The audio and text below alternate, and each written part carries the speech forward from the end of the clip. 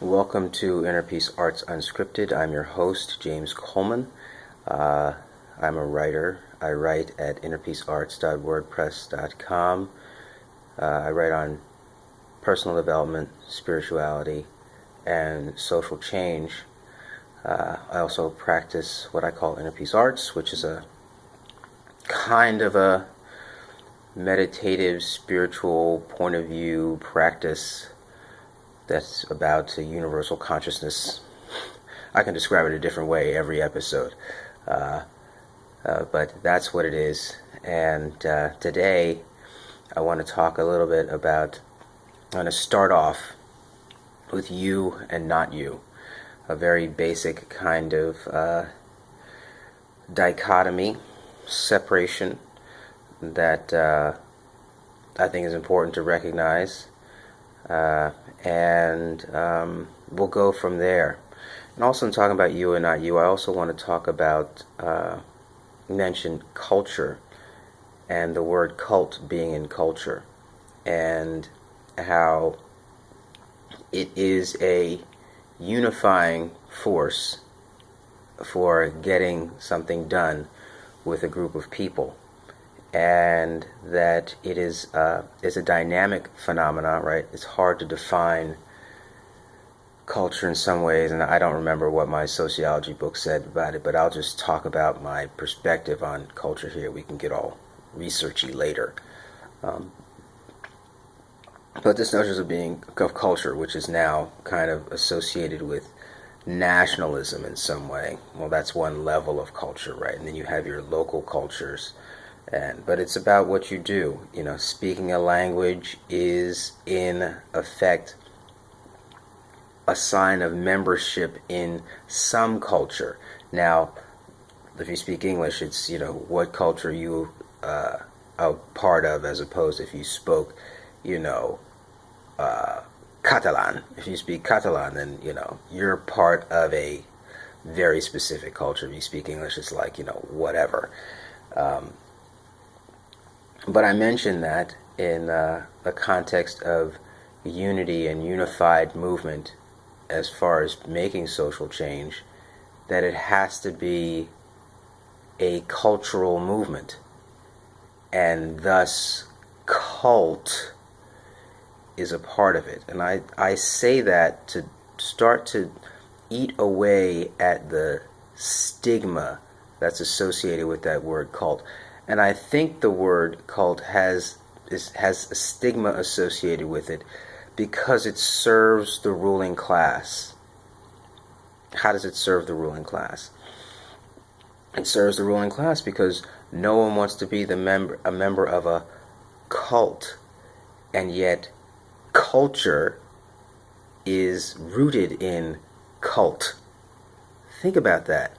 This is the brilliance of the use of language and how it supports a way of life without people even being aware of it.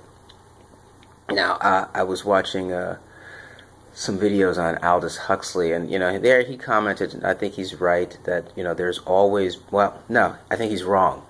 That's what I want to say. There has always been a ruling class over a ruled class.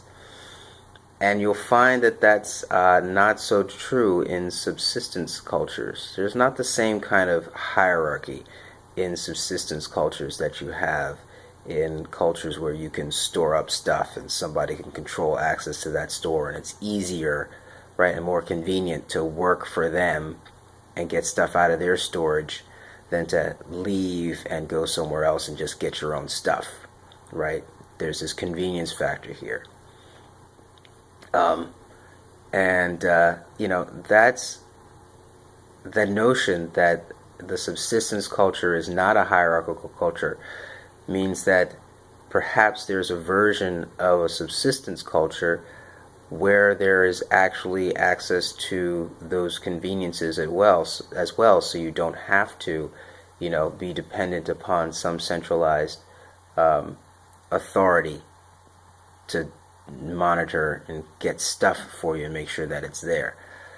How is this related to you and not you? Here's how it's related to you and not you. Because there is a distinction between me and you, right? There is a distinction. Now, are we all arising from this one great energy? Okay, fine. We're all children of God, or however you want to say it.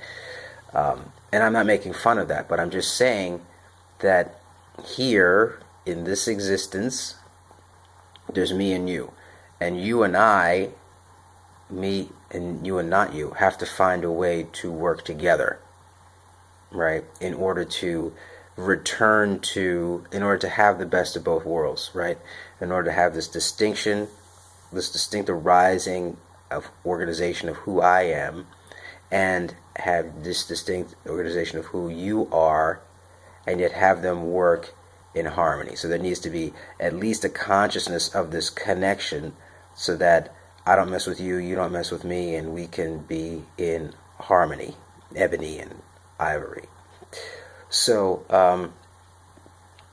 that's this distinction, which is really, really important, and it helps us to know, okay, what's me in this situation, and what's you in this situation, and how am I affecting not you, how am I affecting not me. And this is really, it's a very important distinction, because it makes it clear when it's you and your needs and what you need to accomplish, as opposed to somebody else, so that you can direct your energy, right, towards you, or direct your energy towards them, or not you, right? Because your energy goes where your awareness goes. And if your awareness is split, your energy is split. If you're moving back and forth quickly, that's going to be a little bit more efficient. Like, that's how this stream of digits is actually coming to you. It's a very fast very fast ons and offs. Okay, so we know that the speed of that can create a analog experience. So that's what was in the heart today, was to talk about you and not you, and that with that as an essential piece to your thinking, and having that embedded, so that when you're interacting with others, you recognize the you and not you, and how it can impact your communication, etc. And then also connecting that idea of you and not you with culture, right? And how I am a member of culture, yet I am changing culture. You are a member of the culture, yet you are changing the culture.